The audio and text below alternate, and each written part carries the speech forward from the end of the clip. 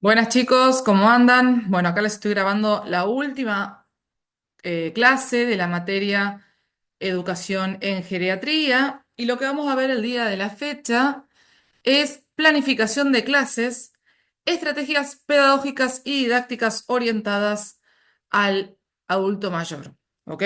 Si bien vamos a hablar de cuestiones en general, pero nos vamos a especificar en lo que es el adulto mayor.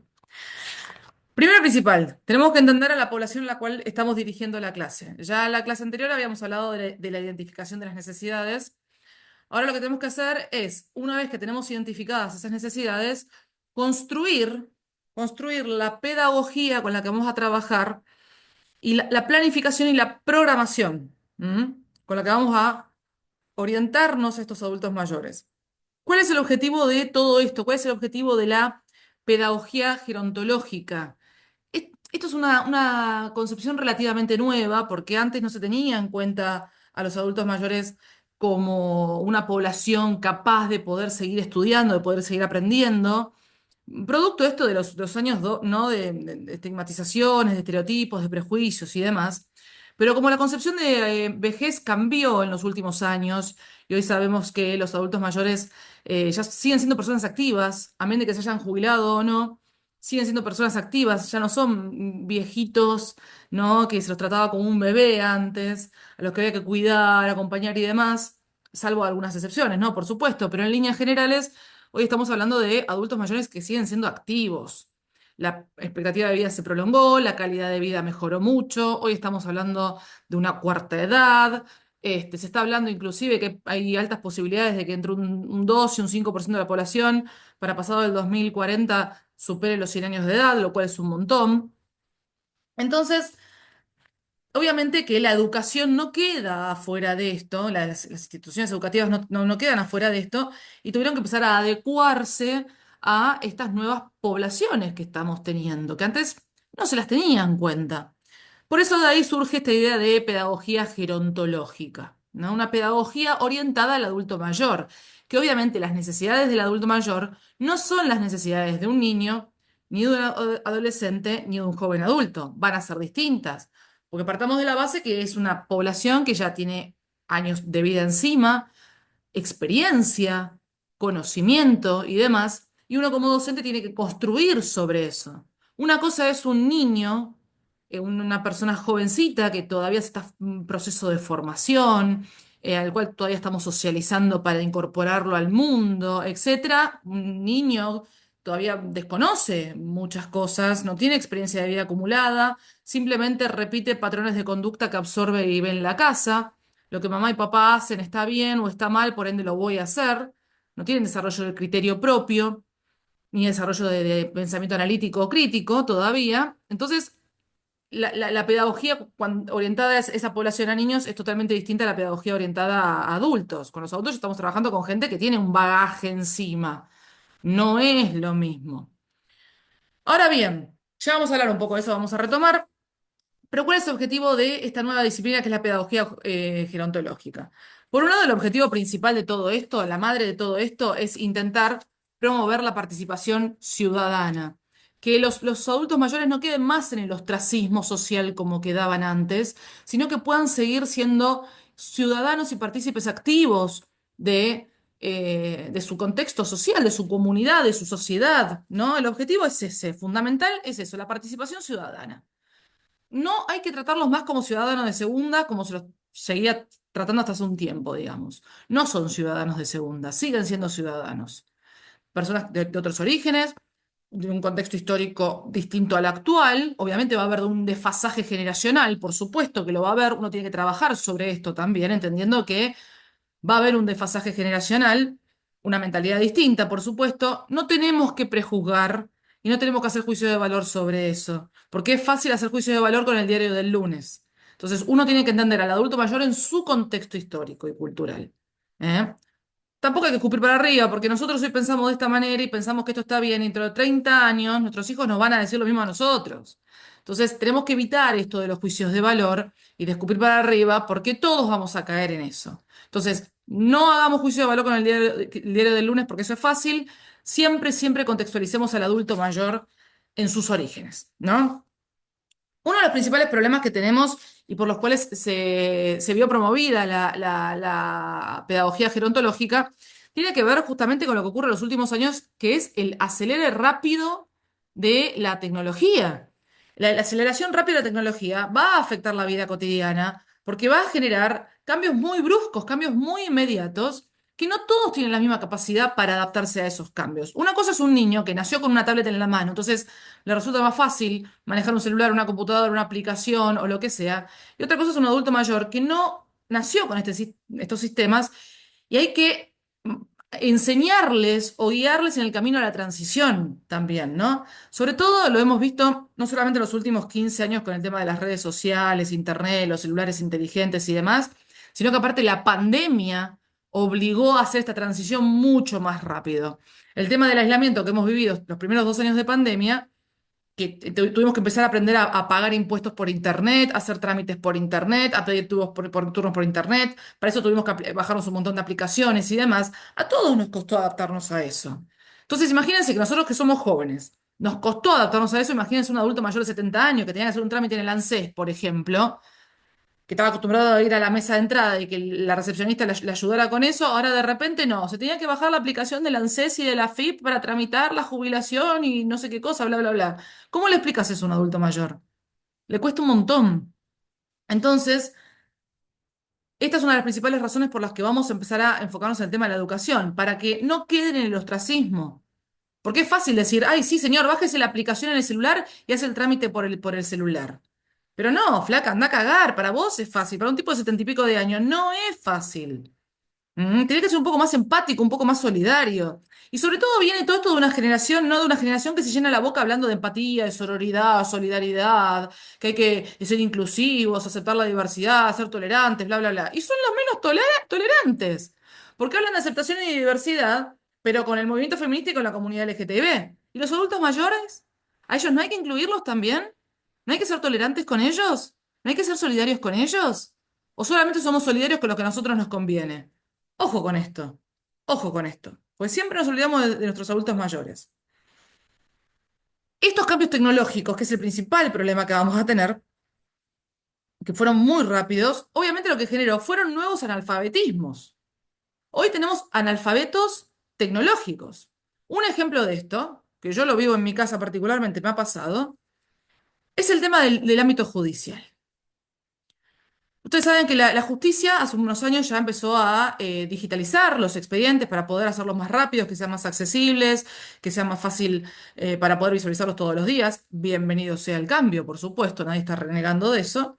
Pero, por ejemplo, yo les voy a dar un ejemplo concreto. Mi papá tiene 72 años, hace 48 años que es abogado.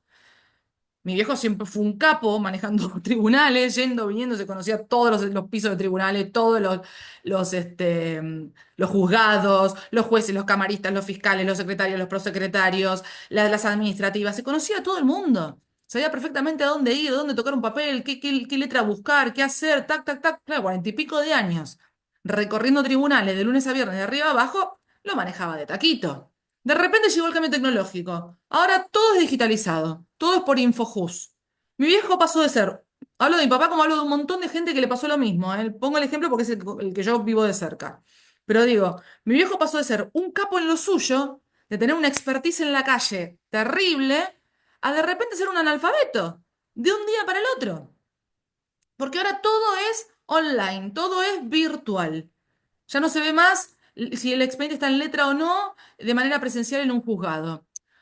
Buenísimo el cambio porque obviamente facilitó un montón de cosas, pero fue un cambio tan brusco y tan de golpe que de repente se encontró en bolas y a los gritos. Y bueno, tuvo que salir al rescate mi primo, que es abogado, y enseñarle todo esto y demás. Y es el día de hoy que si bien ya aprendió a manejarlo, pero es el día de hoy que siguen cambiando las cosas. Porque hay que tener un token, una contraseña, toda una cuestión de accesibilidad que es bastante compleja, porque obviamente hay muchas cuestiones reservadas, ¿no?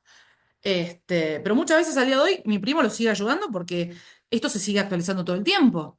Y no va a la actualización es tan rápida que no va a la par de lo que uno llega a aprender. Para cuando vos aprendiste a manejar algo, ya apareció algo nuevo. Y te ves obligado a tener que otra vez actualizarte. Los cambios tecnológicos son mucho más rápidos que los cambios digitales. Entonces lo que termina ocurriendo con la población de los adultos mayores es una analfabetización. Se sienten excluidos del sistema.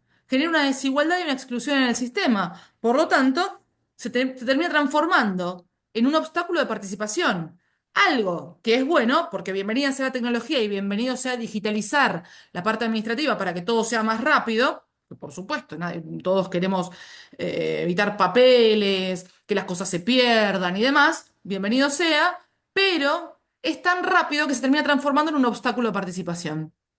Entonces ves mucha gente que todavía está muy activa y quiere seguir trabajando, se termina jubilando porque se sienten excluidos del sistema.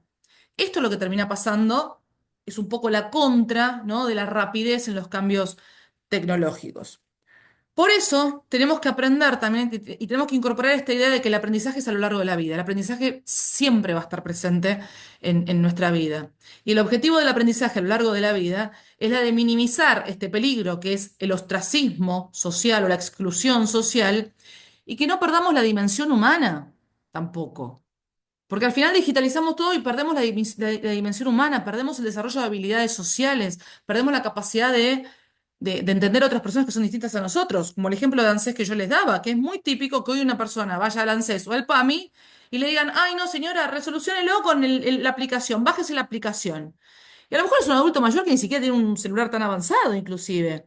¿Qué le cuesta a la administrativa del PAMI o del ANSES imprimirle el certificadito que necesita esa persona para poder pedir un medicamento? 2 minutos le lleva.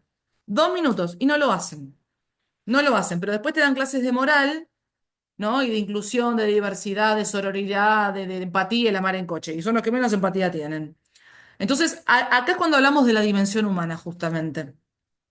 Tenemos que entender al envejecimiento en un nuevo contexto social, lo que estábamos mencionando recién, que es un contexto social muy, muy acelerado de muchos cambios, pero así como los cambios son muy rápidos en términos tecnológicos, en términos sociales son muy lentos, porque sigue habiendo estigmas y prejuicios sociales en torno a la vejez. Seguimos viendo a los viejos como estas personas que son de descarte, que ya no les sirven a la sociedad. Entonces, ¿de qué sororidad me estás hablando? ¿De qué inclusión me estás hablando si dejas de lado a la población más importante que tenemos, que es la portadora del conocimiento y la experiencia, que son los adultos mayores? Por eso es importante el tema del aprendizaje como un medio para minimizar estos riesgos de ser excluidos y que estas personas logren una vida plena. Porque no solamente vos los estás excluyendo, sino que aparte no ves las consecuencias de la exclusión, que es que estas personas empiezan a tener problemas de autoestima bajo, se empiezan a sentir mal, se empiezan a sentir dejadas de lado, y eso obviamente va a acelerar el proceso de envejecimiento también. Porque no hay peor enemigo para la salud que la depresión, que la angustia, que el ostracismo, porque ahí estamos hablando de salud mental y la salud mental repercute en la salud física también. Entonces es como una cadena de situaciones que se generan que terminan como consecuencia que el adulto mayor tenga una vejez chota, básicamente, ¿no? Por eso es importante promover el envejecimiento activo de las personas, pero ojo con esto, ¿eh? Porque cuando hablamos de envejecimiento activo, no hablamos de decir, ay, bueno, tienen que ocupar su tiempo libre. No, no, no, no, no. No pasa por ocupar el tiempo libre. Pasa porque las personas tengan la capacidad de poder desarrollar sus capacidades personales, sus intereses personales, que se sigan sintiendo valoradas también, que le encuentren un sentido a su vida. No es solamente rellenar el tiempo y ya está.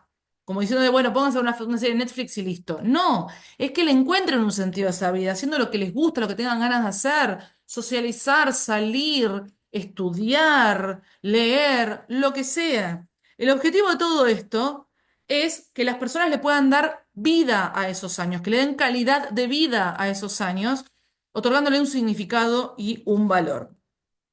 Para ello es sumamente importante que disfruten aprender, que vean como una actividad de goce, de placer, algo interesante. Obviamente que ellos a su edad ya pueden elegir lo que quieren hacer, no es como en los chicos del colegio que están obligados perdón, pareció un bicho por ahí, obligados a ir al colegio, sino que ya de adulto uno elige qué aprender, de qué manera, algo que lo motive, que lo incentive, que le guste, que le dé ganas también, ¿no? Con el objetivo de optimizar sus capacidades para enfrentar la vida y relacionarse en un entorno mucho más global y plural. Si queremos que estas personas sigan siendo participantes activos de la sociedad y de la comunidad y del contexto, lo importante es esto, poder reincorporarlos a un entorno que es mucho más global y plural que obviamente el entorno en el cual ellos se socializaron tal vez 60, 70 años atrás, ¿no? Y acá es donde va a surgir el rol del enfermero, que es como un rol que se resignifica. también, ¿no? Porque antiguamente el rol del enfermero era trabajar para el adulto mayor. Hoy el rol del enfermero es ayudarlo, es acompañarlo, es interactuar con estas personas también, ayudándolos a aprender, ayudándolos a gozar de la vida, de lo que queda, le queda de vida. Es un rol un poco docente. De ahí el objetivo de esta materia también, ¿no? Para ello es importante tener en cuenta lo siguiente, y ahora vamos a entrar en más detalle, que es que en primer lugar, cuando uno vaya a construir un programa educativo, tener en cuenta que los programas socioeducativos deben combinar, de manera armoniosa, los deseos y las preferencias de los protagonistas, o sea, estos adultos mayores, qué es lo que tienen ganas de aprender. Van a encontrar que hay muchos adultos mayores, por ejemplo, que no terminaron la primaria o la secundaria y tienen ganas de seguir estudiando y de aprender. Entonces, irán a una escuela, obviamente, para adultos mayores y demás, pero acá es donde entran ustedes en acompañarlos en este proceso también. ¿M? Eso es una preferencia, eso es un interés, hay que respetarlo. De ahí el tema de la identificación de las necesidades. Los conocimientos valiosos de diversas disciplinas y los aportes de la pedagogía gerontológica. Los procesos educativos pueden y deben enriquecer la mirada de las personas, pero siempre desde el máximo respeto a sus valores, sus culturas y sus saberes previos. Recordemos que es un adulto mayor, no es un niño. Es una persona que ya viene con un bagaje cultural, educativo y de experiencia, incluso más que nosotros. Eso hay que respetarlo. Y cualquier conocimiento que nosotros vayamos a darle a este adulto mayor, tenemos que poder adaptarlo y encajarlo en toda su experiencia y saber previo. No es algo que uno lo vaya a poner de manera arbitraria, porque yo lo digo así, punto, porque tal libro de pedagogía dice esto y punto, y lo voy a tiki, tiki, tiki a sumar como si fuese una consecución de eventos lineales. No, tenemos que entender que es una persona que ya viene con un bagaje previo. Tenemos que comprender ese bagaje previo y en base a ese conocimiento previo, experiencia que tiene la persona, ahí buscar la manera de anclar los nuevos saberes, respetando obviamente su experiencia, su cultura, sus valores, sus creencias, sus intereses. Para ello es importante, la sensibilidad y madurez del educador serán imprescindibles ante la necesidad de combinar el deseo de saber de las personas con el máximo respeto a su realidad e identidad y por lo tanto sus propios saberes. No son cualquier alumno. Para ello es importante entender lo siguiente. Vamos a tener lo que se denomina una pedagogía para la vida, que es una pedagogía cuya actitud va a ser proactiva, ¿no? En la cual vamos a motivar que las personas participen de manera activa, que se involucren, ¿no? Con este proceso con el proceso de aprendizaje también. Vamos a tener una pedagogía activa que utiliza el diálogo y la pluralidad, hablar, involucrarnos, escucharlos, tratar de comprenderlos, tratar de ser empáticos, aunque concordemos o no a veces con lo que dicen, pero no importa, darles ese lugar. Tenemos que partir del conocimiento y la experiencia previa de estas personas y valorar esa pluralidad, que es distinta a la nuestra, pero que es valiosa también, ¿no? Entender su realidad, respetar las discrepancias de estas personas y también buscar aprender de ellas. Porque a veces nosotros también enseñando aprendemos, inclusive. ¿Mm?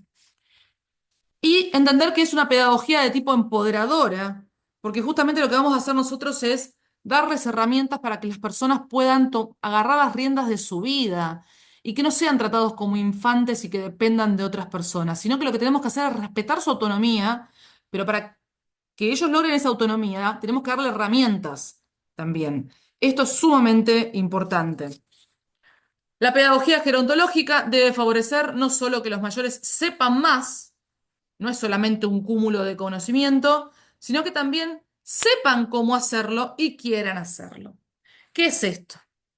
¿Buscamos que las personas acumulen conocimiento y sepan más? Sí, claro, por supuesto. Queremos dar un nuevo conocimiento, obviamente. Pero no es solamente acumular conocimiento porque sí, sino también darles herramientas para que sepan cómo hacerlo, cómo hacer tal cosa, de qué manera, qué estrategias hay para aprender y para incorporar conocimientos. No todas las estrategias son iguales y no todas las personas aprenden de la misma manera también. Esto hay que adaptarlo, más en el adulto mayor. y que quieran hacerlo. O sea, buscar la manera de motivarlos, de incentivarlos, de que le busquen el gusto a esto, que lo vean como algo placentero a esta altura de su vida. Y para ello, ahora sí vamos a entrar un poco en la parte más técnica del asunto, pero que es importante que lo veamos, ya vamos a volver a lo anterior. Para ello es sumamente importante que nosotros como docentes seamos buenos estrategas a la hora de planificar la clase. Una clase no se planifica porque sí, no es un capricho que yo me paro frente a un aula y hablo cansada durante un rato. La gente piensa que la docencia es pararse frente a un aula y hablar y hablar y hablar o repetir lo que dice un texto. Nada más lejos de la realidad. Nosotros tenemos que planificar una clase. La planificación de una clase, primero la planificación de una materia, empecemos por el principio. Primero se planifica la materia, después planificamos la clase. Pues en cada clase vamos a ver un tema distinto que va a estar puesto en la planificación de la materia. La planificación de una materia es una actividad de primer orden. Es lo primero que tenemos que hacer nosotros como docentes antes de pararnos frente a un aula. ¿Por qué? Porque esta planificación lo que va a hacer es orientar la clase, darle un sentido a esta clase. ¿Qué es lo que vamos a ver hoy? Tema la vaca. Bueno, a ver, ¿de qué trata el tema la vaca? Trata de esto, de aquello y lo otro. Para ello vamos a ejecutar un programa de acción. ¿Cómo vamos a dar la materia? ¿De qué manera vamos a dar la materia? Ah, con ayudas visuales, con ayudas auditivas, con textos, con trabajos grupales, con trabajos individuales. Vamos a generar un plan de ejecución de esta materia, de esta clase. Y luego vamos a controlar el proceso de enseñanza. ¿De qué manera lo vamos a controlar? Bueno, por un lado puede ser a través de la participación de los alumnos. Vamos a hacer que los alumnos participen para ver dónde están parados, si entienden lo que uno les está explicando, lo que uno está exponiendo. Y después, en última instancia, tenemos la etapa evaluatoria, que a través de un examen, hay distintos modelos de examen, pero a través de un examen podemos hacer un diagnóstico de situación. Tenemos que entender lo siguiente. El examen no es solamente una etapa evaluatoria. O sea, sí, evalúa, claro, por supuesto. Pero el objetivo de los exámenes es hacer una situación, un diagnóstico de situación, en realidad. Yo quiero saber dónde están parados los alumnos, qué fue lo que entendieron, qué fue lo que no entendieron, lo que más les costó o menos les costó. Y amén de darnos una nota, que la nota lo que nos da, lo que nos permite justamente orientarnos en el proceso de aprendizaje, la instancia de evaluación también tiene que ser una instancia de aprendizaje. ¿Qué significa esto? Yo no solamente le voy a dar al alumno un examen y le voy a dar una nota y punto, sino que aparte tengo que darle una devolución de ese examen y explicarle por qué le puse la nota que le puse. Yo no te puse un 8 por capricho, no te puse un 4 por capricho, no te puse un 10 por capricho. Hay una razón de ser de por qué te puse esa nota. Entonces yo te voy a explicar por qué te puse esa nota, te voy a marcar dónde tuviste los errores. ¿Para qué? Para que vos después, para el examen siguiente o la materia siguiente que se va a anclar en esta materia que estamos dando, sepas dónde tenés que ajustar. Y te voy a explicar por qué te confundiste donde te confundiste. Mira, esto vos lo pusiste mal porque. Fíjate que esta descripción está mal puesta. Fíjate que esta definición no es la correcta porque. Y le explico dónde se confundió, porque yo quiero que el alumno salga del examen habiendo aprendido dónde estuvo su error y cuál fue su error y cómo lo ejecutamos ese error, cómo lo resolvemos ese error, para que después en el próximo examen o en la próxima materia ya no arrastre el error, porque si arrastra el error, después va a ser un quilombo. Esto como matemática, uno más uno es dos. Si vos no sabés dónde te equivocaste en el error por un símbolo o lo que sea, después vas a arrastrar todo el error y el resultado va a ser un desastre. Entonces, esto es más o menos lo mismo. La instancia evaluatoria es una instancia de diagnóstico que es importante para el docente, para saber dónde tengo yo como docente que ajustar las clavijas cuando doy clase, qué temas fueron más fáciles o más difíciles para los alumnos, qué es lo que se entendió mejor o peor, pero también para ajustarle las clavijas al alumno y decirle a través de la devolución qué fue lo que pasó y dónde tiene que corregir. ¿Mm? Ya lo vamos a ver, es igual. La función de la planificación, perdón, me adelanté. El objetivo de la planificación obviamente va a ser darle un orden, una estructura a lo que yo voy a enseñar al alumno en el aula, porque no es un capricho lo que yo estoy dando. Y yo como docente también me veo en la obligación de tener una tarea permanente, que es la de innovar año a año la materia, la forma en que doy clases, los contenidos que doy, la bibliografía que doy, etcétera, a través de la indagación. Es muy importante que yo tenga una interacción con ustedes, porque de ese proceso de interacción también van a surgir temas nuevos que a mí me van a resultar interesantes para poder darlos en clase. A esos temas nuevos que surgen en clase, nosotros los docentes los denominamos emergentes. Son esos emergentes. Cuando el emergente es pertinente al tema que estamos dando en clase, yo como docente tengo que tomarlo, porque significa que el alumno entendió lo que yo le estoy explicando y a lo mejor encontró un ejemplo o una situación similar y la explicó en clase, y ese emergente a mí me sirve también para poder seguir mejorando mis clases y actualizándola de acuerdo a los intereses de los alumnos también. Eso es la importancia, eso es sumamente importante lo que es la participación activa del alumno. ¿Mm? Porque aparte del emergente, también me muestra que el alumno está atento a lo que yo estoy explicándole, que le está buscando una relación a lo que yo le estoy explicando. Y eso también habla muy bien del alumno. Y también habla bien de mí en el sentido de que se entiende lo que estoy explicando y que el alumno está interesado en aquello, por ende lo tengo enganchado en la clase, no es que se está durmiendo, aburrido y diciendo sí, no, ok, no. Cuando el alumno participa, el alumno manifiesta un interés, manifiesta un ejemplo o hace una pregunta interesante o lo que sea, es porque está activo en la clase y porque yo estoy dando una clase adecuada también. Yo tengo que trabajar con esos emergentes, todo el tiempo tengo que trabajar con esos emergentes, los tengo que tomar para mejorar mis clases también y día a día, año a año, ir actualizando y mejorando. Entonces yo como docente me veo en la obligación de tener que innovar, de tener que indagar, o sea, preguntar también a los alumnos qué es lo que les interesa y transformar la práctica educativa, todo el tiempo. Yo hoy estoy dando clases en el año 2024, pero dentro de 30 años, en el año 2054, voy a tener otro grupo de alumnos que va a ser totalmente distinto al de ahora, con otras necesidades, con otros intereses. La pedagogía va a ser distinta, la forma de trabajar las clases en el aula va a ser distinta. Fíjense ahora, ustedes que son más grandes les habrá pasado lo mismo. No es lo mismo estar en clase con smartphones, con celulares inteligentes, con Google, con Wikipedia y demás, que cuando nosotros estudiábamos en los 90, que a duras penas teníamos una computadora y tampoco lo usábamos, porque cuando hacíamos trabajo práctico los hacíamos a mano en aquella época. A lo sumo, cuando mucho, una máquina de escribir. Yo soy de los 80 y me eduqué en los 90. Nosotros no trabajábamos con computadora. Era todo a mano. Los pibes de hoy en día es todo smartphone, todo Google Drive. Cambió un montón la forma de educar.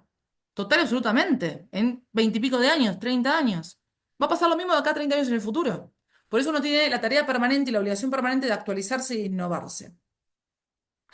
Decimos que la función de la planificación garantiza que el profesor pueda dirigir de manera científica el proceso de enseñanza-aprendizaje.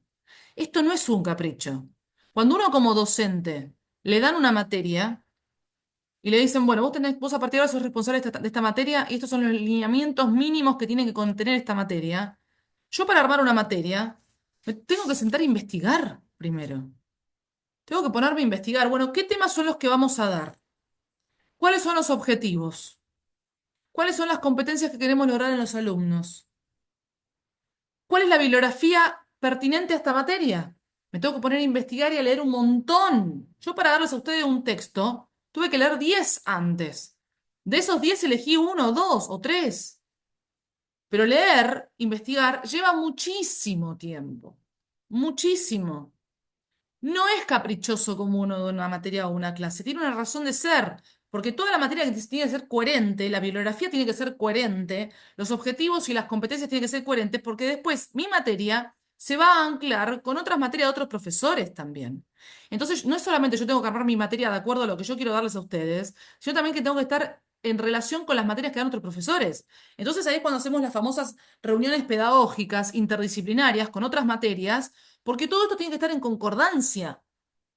Todo esto tiene una relación, porque después ustedes en otras materias van a ir viendo cómo los temas se van tocando entre materias, se van anclando una con otra. Por eso decimos que es un proceso científico este, no es un capricho arbitrario. Y nosotros aparte nos formamos para esto. Yo aparte de ser licenciada en sociología, soy profesora en sociología y ciencias sociales.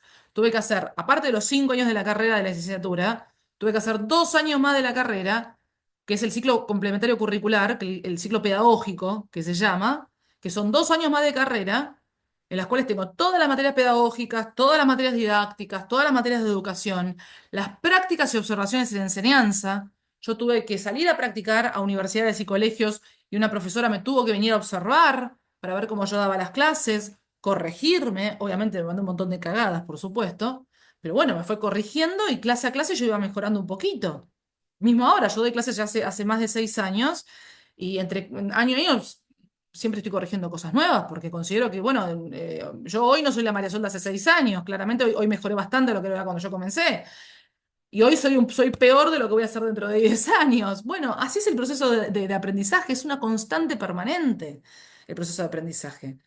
Pero tiene una cuestión científica detrás. O sea, esto fue practicado, fue observado, fue diagnosticado, fue evaluado.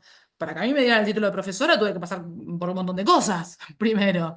Y después, bueno, hay un título por parte del Ministerio de Educación que dice, esta boluda sabe, esta boluda está apta para dar clase. Bueno, cualquier cosa, cualquier reclamo al Ministerio de Educación, ¿eh? A mí no me digan nada. Entonces decimos que la planeación es una actividad creadora, porque estamos creando, estamos inventando, estamos desarrollando la creatividad. Mientras más se planee el proceso educativo, más seguridad se tendrá en su desarrollo y en el objetivo de en el logro de los objetivos propuestos, ¿no?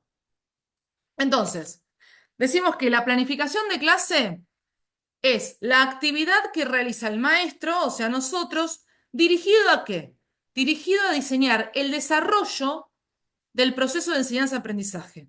O sea, todo este trabajo enorme que nosotros hacemos, que nos lleva meses a veces, se diseña para ver cómo va a ser el desarrollo de este proceso, porque yo tengo que tener en cuenta un montón de variables, no solamente explicar. Ahora vamos a ver cuáles son las variables que están involucradas en este proceso. ¿Mm?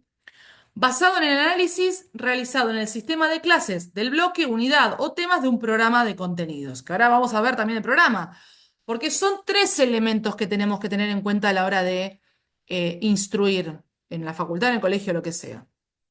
Primero y principal, el programa de contenidos, que ahora les voy a mostrar uno.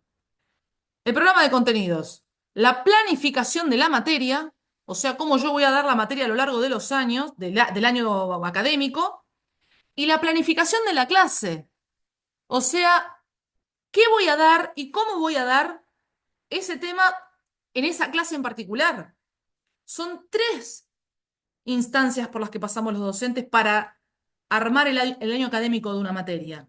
Programa de la materia, planificación de la materia, planificación de la clase. Es un laburo de enanos. Es terrible. Entonces, en esta planificación de la materia y de la clase, lo que vamos a poner, obviamente va a ser el punto de partida de este proceso de enseñanza y aprendizaje, porque si yo no tengo esto, yo no podría dar clases directamente. No me puedo sentar en un aula a chamullar. Primero porque soy una hija de puta si hago eso, partamos de la base. Le estoy faltando el respeto a los alumnos. Yo no puedo faltarle el respeto a los alumnos. Y segundo, estoy subestimando al alumno. ¿Vos te pensás que el alumno no sabe? No sé, ¿vos te pensás que el alumno no se da cuenta cuando el docente es un chamullero, cuando el docente hace chapuzas en el aula? El alumno es más inteligente de lo que uno piensa que es, ¿eh? El alumno es muy inteligente, no hay que subestimar nunca al alumno. Uno de este lado, del lado del alumno, se da cuenta cuando el profesor es un chanta, es un chamullero, no sabe de lo que está hablando, etcétera. O le falta experiencia, tal vez. El alumno se da cuenta, no hay que subestimarlo, jamás. El alumno está ahí porque quiere estar, porque necesita estar. Entonces yo no le puedo faltar el respeto al alumno parándome frente a una clase chamullando algo. Yo no puedo. Yo tengo que tener lo que se llama honestidad intelectual. Yo tengo que ser honesto todo el tiempo en el aula. Si yo no llegué a armar una clase por alguna razón personal o lo que sea, tengo que ser honesto y decirles, mire, chicos, por razones personales, esta clase yo la verdad que no la pude preparar a tiempo como correspondía. Vamos a aprovechar la hora de clase para reforzar otros conceptos, por ejemplo, para repasar temas anteriores o para hacer un trabajo práctico o lo que sea. No voy a perder el tiempo en el aula, porque no lo voy a perder, pero tampoco voy a pararme a chamullar. Tengo que ser honesta con el alumno. Cuando el alumno en clase me pregunta algo que yo no sé, por ejemplo, porque yo no puedo saber todo, es imposible, también tengo que ser honesta con el alumno y decirle, mirá, esto que vos me estás preguntando es súper interesante, pero no es ámbito de mi competencia.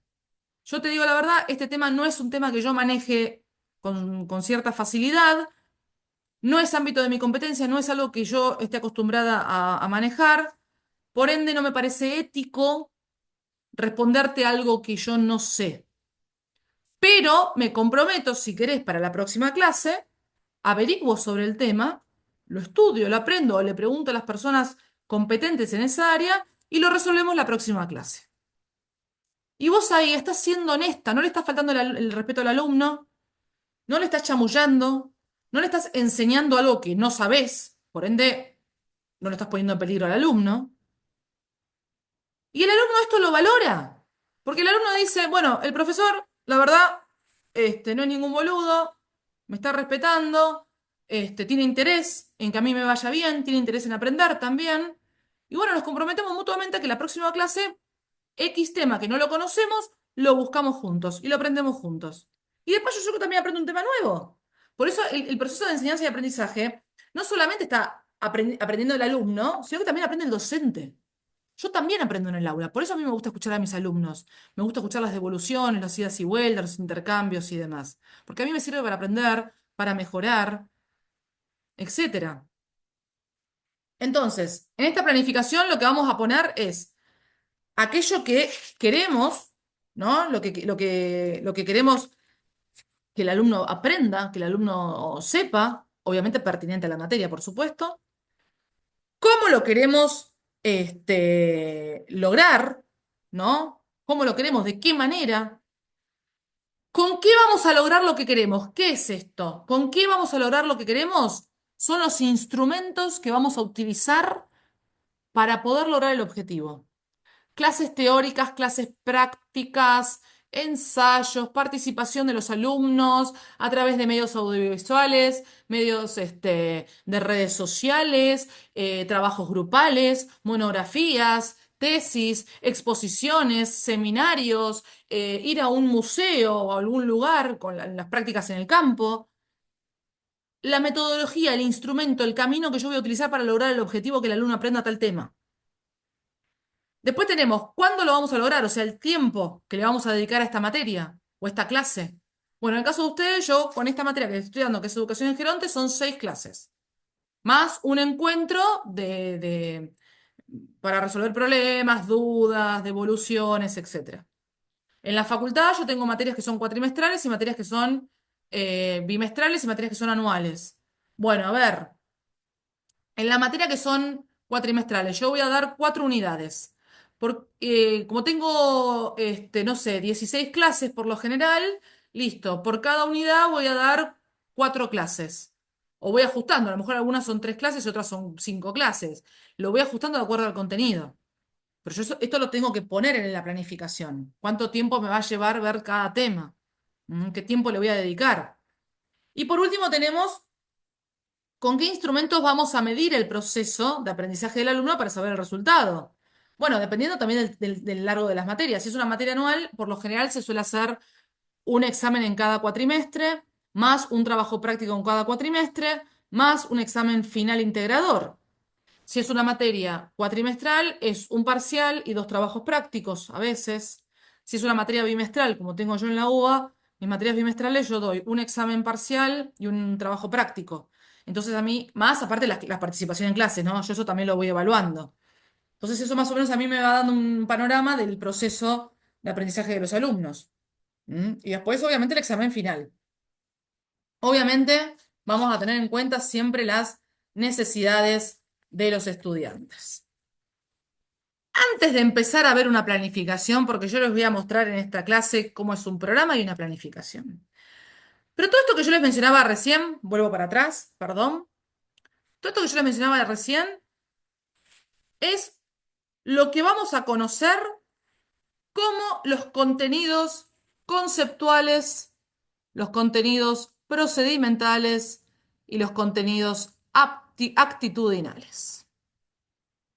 ¿Qué es el contenido conceptual? El contenido conceptual tiene que ver con aquellos conocimientos que yo quiero que el alumno adquiera. O sea, ¿qué información le voy a dar yo al alumno? ¿Qué temas quiero que el alumno vea? A, B, C o D. ¿no? La información, el conocimiento, el contenido, los temas que va a haber, qué nuevos conceptos va a aprender, qué nuevas variables va a aprender, qué nuevas definiciones va a aprender. Es el contenido puro y duro. Es el contenido conceptual es digamos, la parte teórica, la información pura y dura, mejor dicho. ¿Qué información va a aprender el alumno ahí? Es el saber aprender conocimientos y disponer de información. Porque yo a ustedes, para darle esta clase, aparte de armar una clase muy linda y charlar toda la historia, yo a ustedes les di bibliografía, les di una información, donde ustedes van a ver conceptos, van a ver definiciones, etcétera. Después tenemos el contenido procedimental. Perdón, tengo alergia. Los contenidos procedimentales tienen que ver con el saber hacer. Son los procedimientos, que esto también yo lo voy a evaluar en el alumno, por supuesto. El saber hacer cómo. O sea, vamos a adiestrar a los alumnos en los procedimientos, en las formas que van a adquirir para saber actuar y pensar, ¿cómo voy a resolver este problema que tengo? ¿De qué manera lo voy a resolver? ¿Qué estrategias procedimentales, qué métodos voy a utilizar para que el alumno aprenda a resolver el problema que se le planteó? Y por último tenemos los objetivos actitudinales, que tiene que ver con la intención del alumno, con la voluntad del alumno, el querer ser, el sentirse motivado, capaz y competente para hacer algo. Yo acá en esta instancia, lo que voy a evaluar y voy a tener en cuenta es la motivación del alumno. ¿Se involucró con la materia? ¿Le interesó la materia? ¿Participó en la materia? ¿Fue competente? ¿Logró adquirir estos conocimientos? ¿Logró involucrarse lo suficiente como para desarrollar estrategias para aprender y adquirir los conocimientos? ¿Se sintió motivado? ¿Se sintió capaz? ¿Es capaz de hacer esto? Porque todo esto, cuando uno da clase, no es solamente repetir de memoria una información que aparece en un texto y que el alumno aprenda de memoria la definición de ese concepto que le di y listo. No sirve de nada aprender de memoria un concepto y una definición y que después lo repita como un loro. No sirve de nada. Entonces, yo lo que tengo que tener en cuenta es todo esto. Obviamente, ¿tengo que darle información? Sí, claro. El alumno tiene que aprender la información que le doy, obvio, por supuesto. Pero también tiene que aprender desde su lugar cómo procesar esa información, qué procedimientos va a tener en cuenta para procesar y entender esa información, para pensarla, para analizarla, para actuar en consecuencia de ello. Y después lo que voy a evaluar y tener en cuenta es su actitud frente a esa información que yo le di. ¿Le interesó? ¿Estuvo motivado? ¿Fue capaz de resolverlo? ¿Fue competente en el tema? ¿Preguntó? ¿Tuvo buena capacidad inquisidora? ¿Tuvo capacidad para analizar, entender, poder poner en conversación los autores, desarrollar el pensamiento crítico, el pensamiento analítico? Todo esto evalúo. Ven, acá tenemos otro gráfico más chiquito. Los contenidos conceptuales es el conocer, el comprender qué cosas, datos, hechos y conceptos, ¿no? Los procedimentales tienen que ver con conocer, adquirir habilidades para conocer y saber usar esas habilidades para conocer. ¿Qué contenidos voy a tener en cuenta yo como docente? Los procedimientos, ¿no? Las matrices, motrices y, perdón, los procedimientos motrices, o sea, la capacidad del alumno, esto más para las infancias, igual, ¿no? Para la parte de jardín de infantes, que buscamos toda la parte más del desarrollo motriz del alumno, del desarrollo de la motricidad fina y todo eso. Pero bueno, procedimientos cognitivos también, abiertos, cerrados, etcétera. Y en la parte actitudinal, el objetivo es ver la disposición de actitud del alumno, qué predisposición tuvo frente al aula, si le interesó o no le interesó, lo que sea. Y acá los contenidos que vamos a tener van a estar en relación a las actitudes y los valores del alumno. Les voy a mostrar para que vean cómo se hace una planificación docente. Esta planificación es de la materia historia. Eh, Dato curioso, yo soy hija de docentes también, mi mamá es profesora de historia, ella se jubiló, ella ejerció la docencia entre el 76 y el 2012, durante 36 años ejerció la docencia mi mamá, mucho de lo que yo sé lo aprendí de ella, aparte de haber hecho el ciclo pedagógico, yo me reía porque cuando empecé a hacer el ciclo pedagógico muchas de las cosas yo ya las conocía porque las conocía por mi mamá. En la década del 90, hasta la década del 90 los docentes hacían las planificaciones de manera manual, ¿no? De manera análoga. Yo me acuerdo que mi mamá compraba unas hojas grandes en la librería, ¿no? Y con una regla larga, ella hacía esto mismo, pero todo manual, ¿no? Con la regla larga hacía todo esto a mano, con una letra y con una prolijidad, la verdad que era admirable, sinceramente. Era todo muy artesanal en aquella época. A partir de la década del 90, en el colegio donde trabajaba mi mamá, le empezaron a pedir que lo haga en computadoras. Mi mamá no sabía manejar una computadora, mi mamá nació en 1952, no sabía usar una computadora, siempre le costó. Ahora aprendió, pero bueno, en ese momento no sabía. Y yo era chica, yo tenía 10, 12 años y yo sabía usar la computadora, entonces ella me pidió por favor si yo la podía ayudar a hacer todo esto en una computadora, ¿no? Con Word, con el Word viejo, te estoy hablando del año 97, 98, hace muchos años atrás. Y yo también tuve que aprender a hacer esto porque yo no sabía cómo usar la computadora para hacer gráficos, para hacer cuadros y demás. Tuve que aprender las peleas que hemos tenido, ¿no? En ese momento. Pero bueno, no importa. Yo le ayudé a mi mamá a hacer esto y obviamente mientras yo la ayudaba, yo también iba aprendiendo a hacer este tipo de cosas.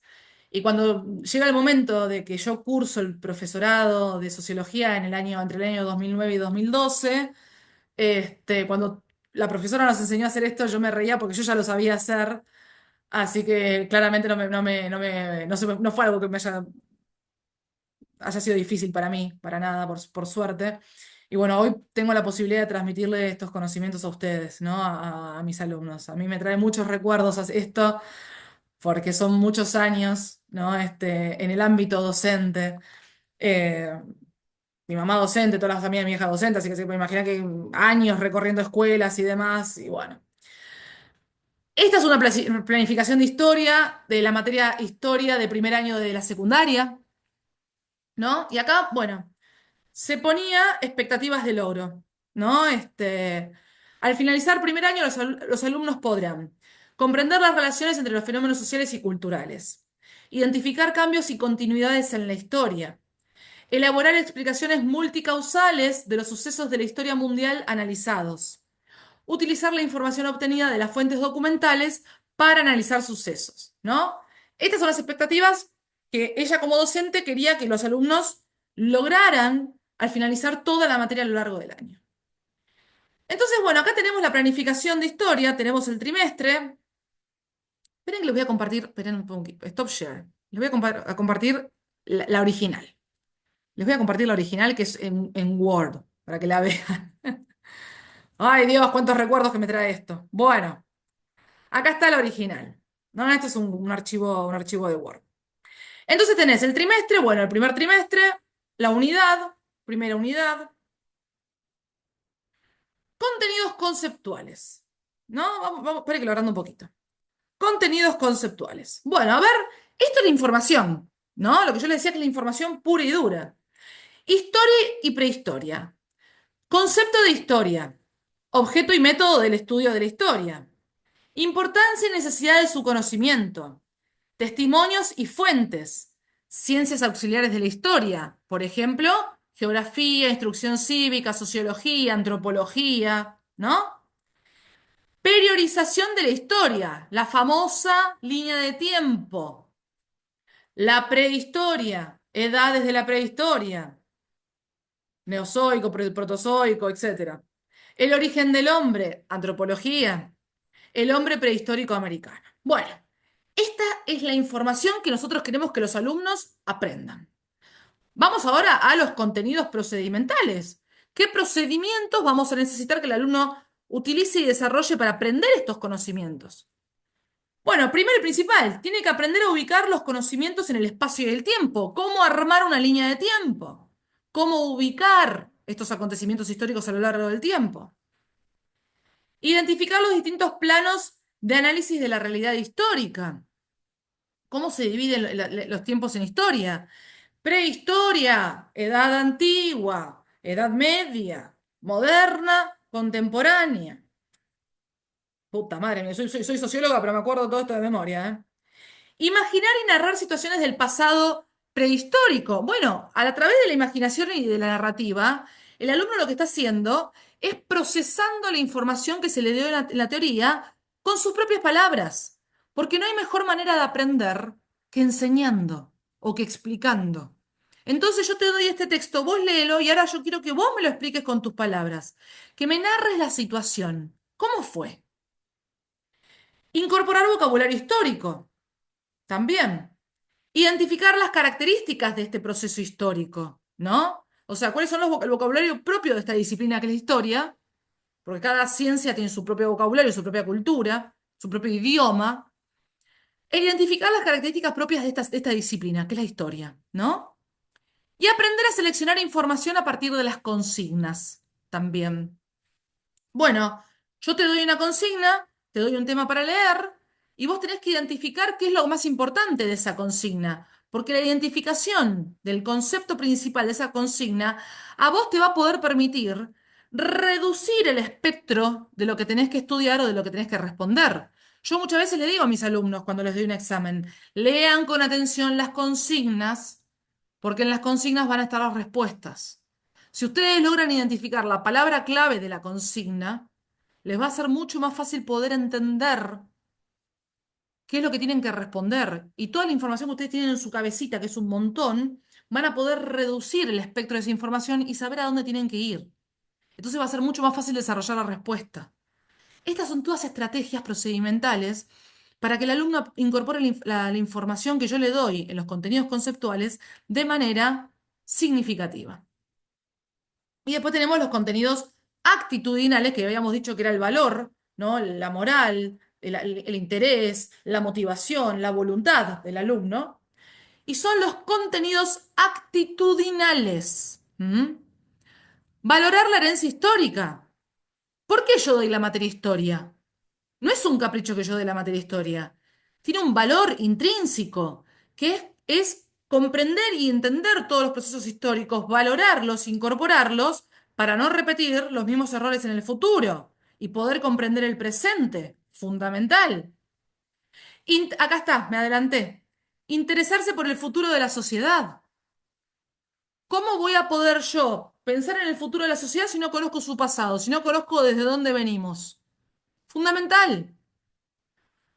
Disposición a trabajar en equipo, también. Estos son lo que se denominan las competencias transversales, ¿no? Que una de las competencias transversales más importantes en la educación es el desarrollo de las habilidades sociales, también. Esto es fundamental. Porque no es solamente trabajar en equipo en el colegio. Lo que nosotros enseñamos en el colegio a los chicos también se va a transportar a la vida real. Cuando uno va a trabajar en la vida real, va a trabajar con otras personas. Y tenés que adquirir habilidades para trabajar con otras personas. Es fundamental esto. Seguridad en la defensa de las opiniones propias. Yo para defender, primero para desarrollar una postura. ¿Desde dónde estoy hablando? ¿Por qué tengo este pensamiento, esta ideología? Yo tengo que desarrollar la capacidad de poder defender mis opiniones, pero para yo poder defender mis opiniones tengo que tener conocimiento primero. Si yo no tengo conocimiento, no voy a poder defender nada, porque voy a estar en bolas y a los gritos. Esto pasa mucho con los movimientos sociales, cuando uno va a hacerles entrevista y ve que repiten de memoria frases. Y cuando lo sacás del esquema del speech de memoria que les enseñaron, no saben defenderse y quedan como unos boludos. Y como quedan como unos boludos, ¿qué es lo que hacen? Insultan, agreden, porque no tienen mecanismos defensivos para sostener su posicionamiento ideológico. La fortaleza de tu agravio es la debilidad de tu argumento, siempre. Tolerancia frente a las opiniones distintas, también. La diversidad en las opiniones distintas. Yo no voy a estar de acuerdo con vos, pero no significa que te tenga que matar. Tengo que tolerarte. Tengo que aprender también de vos, porque yo escuchando al que opina distinto a mí, me va a servir también a mí. ¿Para qué? Para desarrollar una estrategia defensora de mis posiciones. Combatir la discriminación, porque el conocimiento, el saber, a mí me limpia de prejuicios. Y si yo me limpio de prejuicios, voy a evitar discriminar a otras personas y voy a entender a las personas en su contexto y su situación. La materia historia, particularmente, lo que nos permite justamente es poder ubicar a la persona en su contexto y su situación particular, en su propia historiobiografía. Y si yo conozco esa historiobiografía, voy a evitar discriminarla, la voy a comprender, voy a ser más tolerante, voy a ser más empático. El conocimiento me da empatía y me da tolerancia y evita la discriminación. Voy a valorar el progreso científico también, ¿no? Que la ciencia, que el estar donde estamos en este momento, no es de un día para el otro, tuvo un proceso muy largo, con sus idas y vueltas, con sus altibajos, con todo. Pregúntenle a Copérnico si no. Entonces, la historia a mí me permite valorar el progreso científico. Esto también es un contenido actitudinal que yo quiero que los alumnos aprendan. Bueno, después interés por las manifestaciones artísticas también, interés por incorporar el vocabulario histórico. Formas de evaluación. ¿Cómo voy a evaluar yo al alumno? ¿De qué manera? Bueno, tengo evaluaciones escritas, evaluaciones orales, proyectos de trabajo de investigación. Ahí también van a aprender a investigar los métodos científicos de investigación y los van a poner en práctica en el campo. Presentación de monografías y defensa oral de las mismas. Actuación en debates. Justamente va en concordancia con lo que hablábamos antes, que es el tema de aprender a defender las propias ideas, las propias opiniones. Representaciones históricas, actuaciones, clases especiales. Podemos dar una clase por afuera de lo establecido en el programa. Esto también se puede hacer. Ojo con esto, porque las planificaciones y los programas son, si bien son guías, también son sugerencias. No necesariamente las tenemos que hacer tan estructuradamente. Podemos salirnos un poquito del esquema a través de clases especiales. Por ejemplo, llamar a una persona que es una eminencia en tal tema y que dé una clase especial esa persona. Podemos ir a un museo, a un teatro, a un cine o lo que sea para que el alumno también pueda ver desde otro lugar lo que le estamos enseñando. Bueno, trabajo con películas históricas, hoy hablamos de redes sociales, ¿no? Crucigramas, confección de mapas conceptuales, elaboración de conclusiones, videos, películas, radios, audios, etcétera. Bueno, esos son los recursos, perdón, me adelanté. ¿Con qué recursos vamos a trabajar? O sea, ¿cuáles son los instrumentos con los que vamos a trabajar? Textos, videos, ilustraciones, testimonios, gráficos, documentos, mapas, periódicos, visitas guiadas, etcétera. ¿No? Todo esto son los recursos con los que nosotros vamos a trabajar. Bueno, ven el cronograma, perdón, la planificación sigue acá abajo. El mundo antiguo, la Edad Media, la prehistoria americana, etcétera, etcétera, etcétera. ¿Ven? En cada uno vamos a poner el contenido conceptual y el contenido procedimental. Y después lo otro sigue siendo exactamente lo mismo. Dejo de compartir, vuelvo a compartir el PowerPoint, volvemos a lo nuestro, ¿no? Entonces, recapitulando, ¿para qué planificamos la clase? Para establecer objetivos, seleccionar el contenido que vamos a dar, seleccionar los métodos y procedimientos metodológicos, los medios de enseñanza, determinar las formas en las que vamos a... Uy, perdón, acá estamos, acá, perdón, perdón la desprolijidad. Vuelvo de vuelta. Establecer objetivos, seleccionar el contenido, seleccionar los métodos, medios de enseñanza, determinar las formas en que se organizará el proceso de enseñanza, o sea, cómo lo voy a organizar, de qué manera lo voy a dar, pautar los tiempos, determinar las formas de evaluación. También vamos a pautar los tiempos adentro de la clase, ¿eh? La clase, por lo general, se divide en tres momentos. Tenemos el momento que se inicia la clase en la cual vamos a buscar un disparador para que el alumno se enganche, porque lo que buscamos es captar su atención. Entonces vamos a tener, el primer momento es el momento de los disparadores, ¿no? Para captar la atención del alumno. Ahí vamos a empezar a desarrollar la clase, que es la parte de la exposición teórica por parte del docente. Vamos a explicar el tema que estamos hablando. Después vamos a tener un momento de debate, de intercambios, de preguntas en los cuales buscamos que el alumno participe y vamos a intercambiar ideas, ¿no? Conocimiento y demás. Vamos a tener un momento también en el cual podemos hacer que los alumnos trabajen en grupo, por ejemplo, ¿no? Y para finalizar la clase, lo que hacemos es una devolución de lo que ocurrió en la clase. Vamos a hacer el cierre de la clase y vamos a devolverle al alumno lo que trabajó en clase. Y ahí podemos identificar si entendió o no entendió lo que se explicó en el aula. ¿Ok? Funciones de la planeación docente. Planificar el proceso educativo, dominar el currículum de qué se trata. Yo estoy hablándoles acá porque yo domino este tema. No porque un día se me ocurrió y listo, ya está, y se me dio por hablar del tema de la vaca. No, yo estoy acá porque domino este tema, porque lo conozco, porque yo me preparé para esto. Porque yo, María Sol Pérez Llamas, tengo un título que me habilita a hablar de esto. Yo soy licenciada en sociología, yo no puedo hablar de física cuántica, porque por más que me encante la física cuántica y veo un montón de libros de videos de física cuántica, yo no estoy autorizada para hablar de eso. Entonces yo tengo que limitarme al dominio de lo que yo sé. En mi caso particular son las ciencias sociales. Ahora estoy dando una clase de educación. ¿Por qué estoy dando una clase de educación? Porque yo tengo un título que me habilita a dar clases. Yo soy docente. Tengo un título que se llama profesora en ciencias sociales, pero para ser profesora yo tuve que estudiar todo lo que es la parte didáctica y pedagógica. Primero tuve que hacer observaciones y prácticas en el terreno. Por ende, estoy habilitada por el Ministerio de Educación para dar clases y para explicar sobre cómo se tiene que dar clases también, porque domino el tema. Ustedes en enfermería lo mismo. Cuando se reciban de profesores, van a dar clases relacionadas a qué? A enfermería, porque dominan la enfermería, porque es su campo de expertise. ¿Se entiende? Vamos a hacer un diagnóstico integral de los estudiantes y vamos a conocer los métodos de enseñanza también. Hay un montón de métodos de enseñanza, que esto se ve en una materia que es propiamente dicho de lo que es didáctica de la enseñanza, también, todo lo que son las didácticas rompehielo, las didácticas de cierre de un aula, las didácticas de participación y de clases, etcétera.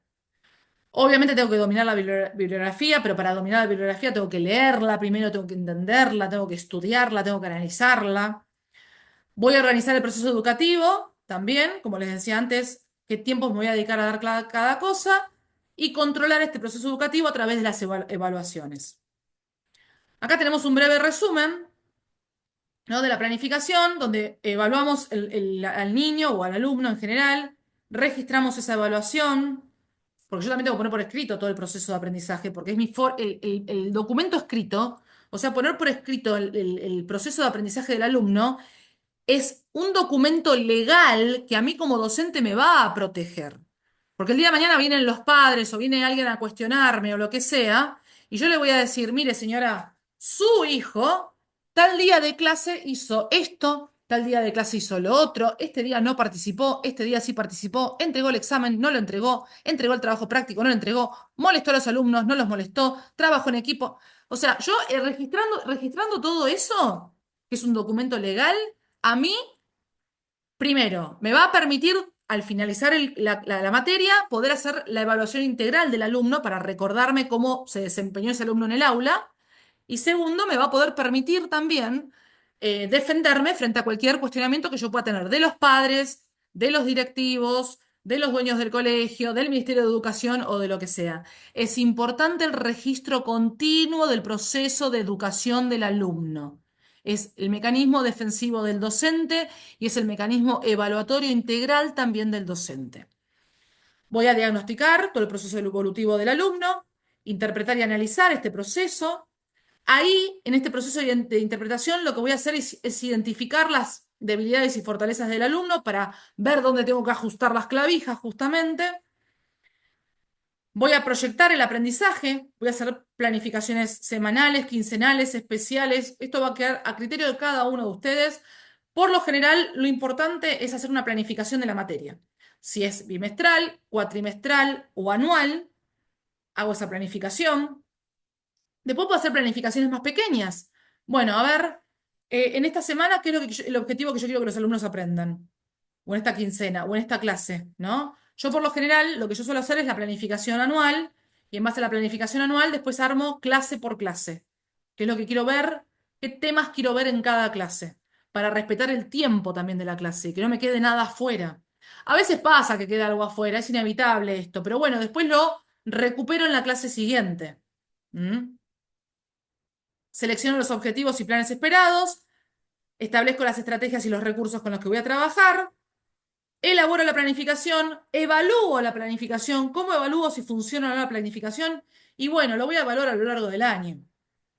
Cuando finalice el año, yo ahí tengo que hacer una autoevaluación mía y decir, bueno, a ver qué funcionó y qué no funcionó. Yo tengo que ser honesta conmigo misma y decir, bueno, a ver, esto funcionó, esto a los alumnos les interesó, esto no funcionó o me di cuenta que no tenía mucha relación con lo que ya estaba viendo, entonces tengo que hacer una evaluación general para reajustar todo el plan, la planificación y hacer las modificaciones pertinentes para el próximo año. Y yo también, como docente, que no soy perfecta, me puedo equivocar, por supuesto, pero yo también como docente ir viendo qué modificación hago año a año, cómo lo puedo ir ajustando. Y observar, ¿no? Observar que la evaluación del alumno y así sucesivamente sigue todo este ciclo pedagógico. Pero en un segundito, porque no quiero terminar acá, quiero mostrarles esto último, que es el programa. Vamos a ver el programa, ¿no? Bien. Les voy a dar un ejemplo. Este es el programa, porque en realidad la planificación de una clase comienza con el programa de la materia. Se los tendría que haber dado al principio esto, pero bueno, me mató la ansiedad. No importa, igual es cíclico esto, chicos, está todo relacionado con todo, no se preocupen. Este es el programa de la materia de Antropología y Cuidado del Geronte de la carrera de especialización de Enfermería en Geriatría posgrado UBA, ¿no? Ustedes ya tuvieron esta materia. En el programa yo voy a establecer los contenidos que voy a dar a lo largo del año.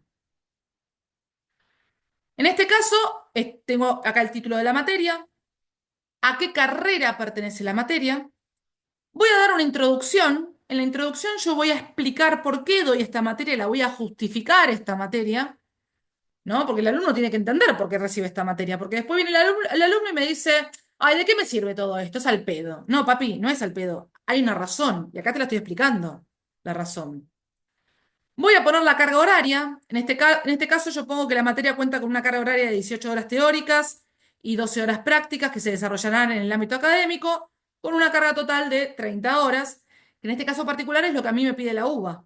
Entonces yo lo pongo de acuerdo a lo que me pide la UBA. ¿Cuál es el objetivo general? O sea, en términos generales, ¿qué es lo que yo quiero que el alumno aprenda con esta materia? Bueno, en este caso particular, que el alumno sea capaz de entender la problemática del envejecimiento y la vejez como un proceso y fenómeno sociocultural y como un objeto de estudio y tema emergente dentro de las ciencias sociales y en general, ¿no? Y los objetivos específicos, que los objetivos específicos van a nacer del objetivo general. Esto ustedes lo van a ver en la materia de metodología de la investigación, seguramente, ¿no? Pero está bueno que lo repitamos. Los objetivos específicos nacen del objetivo general. ¿Cuáles son mis objetivos específicos? Que los estudiantes conozcan los aspectos y conceptos mínimos en que se funda el pensar antropológico, identificando aquellos que están relacionados con los cuidados en salud y visualicen la aplicación de los mismos en problemas contemporáneos concretos. Que los estudiantes puedan reconocer la diversidad de los contextos sociales, que los estudiantes logren identificar y analizar los principales factores y procesos que influyen en la salud de enfermedad de atención desde una perspectiva integral y holística, que los estudiantes comprendan las condiciones socioculturales que determinan el comportamiento humano y que los estudiantes identifiquen los distintos valores que se ponen en juego en las interacciones sociales. Ven que utilizo verbos como, por ejemplo, conocer, aplicar, reconocer, identificar, analizar, comprender, identificar, etc. Esos son los objetivos que yo quiero que el alumno logre a lo largo de la materia. Para ello voy a establecer un contenido de la materia. Y este contenido yo lo voy a dividir en unidades o en bloques. Unidad número 1. Naturaleza, objeto y método de la antropología. ¿Cuáles son los subtemas dentro de esa unidad? Antropología, sujeto y contexto disciplinar, alteridad y pregunta antropológica, etnocentrismo y relativismo cultural, aportes de la antropología al campo de la salud humana, el rol de la enfermera. Unidad número 2. Título. El estudio antropológico de la vejez. Construcción sociocultural de la vejez, la gerontología social, el concepto de la edad social, edad cronológica y edad sentida, género y envejecimiento, mitos, bla. Y así por cada unidad. Yo en cada unidad establezco un tema de investigación, un tema a estudiar, pongo el título y los subtítulos que van a nacer de ese tema. Que tienen que estar en relación, obviamente, ¿no? Por supuesto. Yo en este caso fueron 6 unidades. Voy a poner la bibliografía. Bibliografía por cada unidad. Unidad 1, naturaleza, objeto y método de la antropología en la enfermería. ¿Qué bibliografía voy a utilizar? Bueno, la bibliografía tiene que ser competente al tema, por supuesto. Entonces yo en cada unidad voy a establecer la bibliografía que voy a trabajar. La bibliografía que voy a trabajar, ¿cómo la voy a presentar? La voy a presentar de acuerdo a lo que establecen las normas APA, que son normas de escritura. En este caso pongo apellido, coma, nombre del autor. En este caso, como eran varios autores, pongo y otros. 2 puntos. Abro comillas. El título del de la bibliografía, de lo que voy a dar. Constructores de otra edad, una introducción a antropología social, bla, bla, bla. Cierro comillas, punto. Editorial, Antropofagia.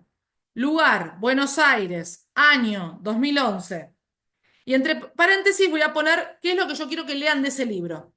Introducción y capítulo 1, alteridad y pregunta antropológica. ¿No? Y así voy haciendo con cada uno. ¿Ven? En este caso, por ejemplo, pongo Piñas, el apellido, Antonio, entre paréntesis, 2020, que es el año, el título del paper, ¿no? Revista Iberoamericana de Bioética y de dónde lo saqué. Y pongo el link de dónde lo saqué. Tengo que poner toda la información completa en la bibliografía. Esto por cada unidad, ¿no? ¿Qué es lo que tienen que leer por cada unidad? Y después tengo una bibliografía general que voy a poner los libros principales de donde saqué todo esto y otras cosas también que pueden servir, que tal vez yo no las puse en cada una de las unidades, pero pueden ser sugerencias para el alumno, para que el alumno, si quiere seguir indagando sobre el tema, tenga de dónde buscar. Competencias a lograr, o sea, ¿qué es lo que yo quiero que el alumno logre? Tenemos las competencias generales, que el alumno adquiera fundamentos para una buena práctica en el cuidado, orientado a la persona sustancial y razonable, que los estudiantes puedan identificar y analizar los principales factores que influyen en la salud y enfermedad desde una perspectiva antropológica, que puedan ejercer una enfermería humanística para el ejercicio social, etcétera, etcétera, etcétera. Y las competencias transversales, que son las competencias que no tienen que ver puntualmente con la materia, pero que sí uno logra de manera transversal, como dice la palabra, que sin darse cuenta las está aprendiendo. O sea que, fíjense la diferencia, ¿no? Vuelvo a repetir. Las competencias básicas o generales tienen que ver puntualmente con la materia, con los temas que yo estoy dando. Ahora, las transversales son aquellas competencias que el alumno logra más allá de lo teórico o lo que dice la materia, sino que uno lo aprende por la práctica cotidiana. Capacidad para análisis y síntesis, el razonamiento crítico y autocrítico, compromiso ético con el trabajo, capacidad para organizar y planificar, porque obviamente uno para estudiar tiene que organizarse. Entonces, indirectamente, más allá de la materia en sí, vos estás aprendiendo también a qué, a organizarte y a planificar. Estás aprendiendo a ser autocrítico con vos mismo, estás aprendiendo a analizar, estás incorporando un compromiso ético con tu trabajo. Estás incorporando la capacidad para gestionar la información que recibís, que es toda nueva para vos esta información. Capacidad para trabajar en equipo de manera interdisciplinaria. Capacidad para el aprendizaje autónomo. Yo a ustedes estoy dando una clase que es virtual y ustedes están aprendiendo en este momento cómo organizarse de manera autónoma para estudiar. En el programa después vamos a incorporar las estrategias metodológicas, o sea, yo como docente, cómo voy a dar estas clases. Va a haber clases teóricas y expositivas, también va a haber clases prácticas, clases virtuales sincrónicas o asincrónicas. Todo esto se pone. Y por último, la evaluación. ¿Cómo voy a evaluar yo al alumno? La evaluación tanto parcial como final pretende que el alumno logre comprender e integrar conceptos e ideas principales de cada una de las unidades, demostrando dicha comprensión e integración mediante la argumentación de ideas, la capacidad de reflexión crítica acerca de la temática y reconociendo y relacionando los conceptos aprendidos en clase con la práctica profesional específica. ¿Cuáles son los requisitos para llegar a la instancia de evaluación? Que el alumno haya cumplido con el 80% de la asistencia de clases. Esto queda a criterio de cada docente, chicos. Yo pido el 80%, hay gente que pide menos, hay gente que no pide nada. Hay gente que pide el 100%. Y el otro requisito es haber aprobado un examen escrito y un examen final, ¿no? Se evaluará en una escala de 0 a 10, debiendo obtener como mínimo 4 puntos para aprobar la asignatura. Bla. Esto queda a criterio de cada docente. Bien, esto que les mostré es el programa de la materia y en base a este programa ustedes van a hacer toda la planificación que yo les mostré. En la planificación lo que yo voy a hacer es agarrar este programa, desmenuzarlo y explicar qué voy a hacer con cada una de estas unidades. ¿Cuáles son los objetivos aptitudinales y procedimentales que yo quiero que el alumno logre con lo que está acá adentro? Que todo esto de acá adentro sería el objetivo este, conceptual. Esto sería el objetivo conceptual. Y de acá van a nacer los objetivos procedimentales y actitudinales. Bueno, espero que se haya entendido. Sé que fue una clase un poquito larga, pero es muy importante todo esto. Si tienen alguna duda, consulta, obviamente pregúntenme y ya en breve les voy a subir el examen final de la materia. Espero que les haya haber sido clara, que les haya interesado la materia, que les haya interesado la clase y nos estamos viendo pronto. Hasta luego.